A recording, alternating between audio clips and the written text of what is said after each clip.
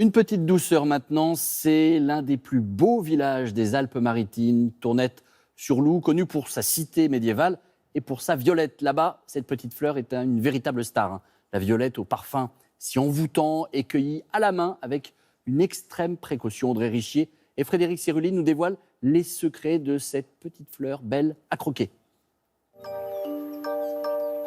Elle fait la fierté de Tourette-sur-Loup. C'est quand les autres fleurs sommeillent encore que la violette arbore ses plus belles couleurs. Elle a besoin de l'hiver, elle a besoin un peu de froid, des jours courts, et donc elle fleurit d'octobre à mars. Jérôme Coche est l'un des 3 producteurs du village. Il récolte chaque année près de 500 kilos de fleurs qu'il cueille à la main. Pour faire des violettes cristallisées, on cueille juste la fleur. Voilà, justement, il ne nous faut pas du tout la queue. Alors contrairement, quand on veut faire un joli bouquet pour offrir, alors il me faut les 2 mains, on cueille avec la queue.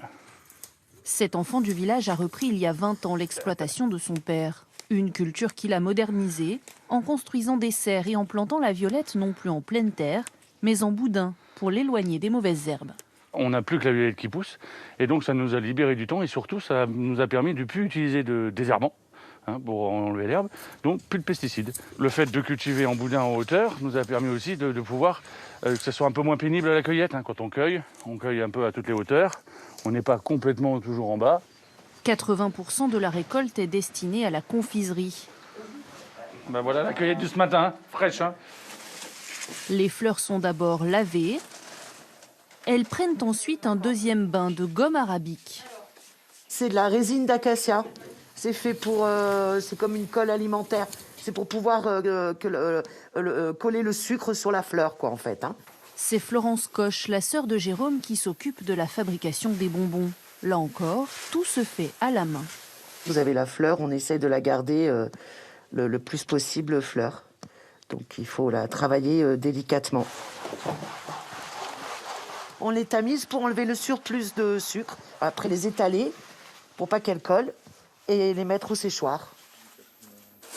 Après une semaine de séchage et un deuxième bain de sucre, les bonbons sont prêts à être emballés. Ces sachets de violettes confites seront distribués aux 4 coins du monde.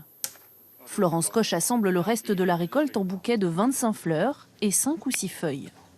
Ça le symbole de l'amour discret. Il y a beaucoup de mamies ça leur rappelle leur enfance parce qu'à l'époque, il n'y avait que des bouquets de violettes en hiver. Et comme rien ne se perd dans la violette, les feuilles seront utilisées à Grasse comme fixateur pour les plus grands parfums. Voilà la violette de Tourette-sur-Loup, une merveille. La suite.